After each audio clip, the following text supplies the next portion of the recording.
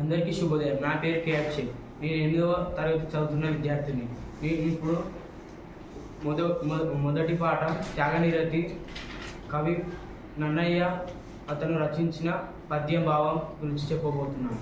కవి పరిచయం. రచయిత కవి నన్నయ్య భట్టు. కాలం 11వ శతాబ్దం. రచనలు. నన్నయ్య మహాభారతంలోని 18 పర్వాలలో ఆదిసభ పర్వాలు, అరణ్య పర్వంలో 4వ ఆశ్వాసంలో శారద రాత్రులు అనే పద్యం వరకు తెలుగులోకి అనువాదించాడు.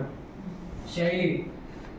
అక్షర రమ్యత, ప్రసన్నకథ, కలితార్థ యుక్తి, నానార్చు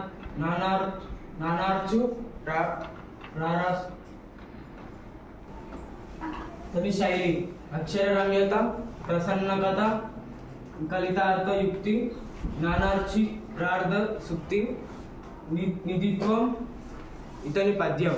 ధర్మజులైన పురుషులు ధర్మమునకు బాధ చేయును, ధర్మవు నైనన్ ధర్మముగా మది దళపరు, ధర్మవు సర్వంబునకు హితంబుగా వలయును.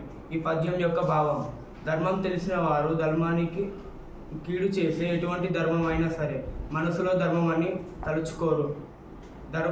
ధర్మం అనేది అన్నిటికీ మేలు కలిగించేదిగానే ఉండాలి. ధన్యవాదాలు.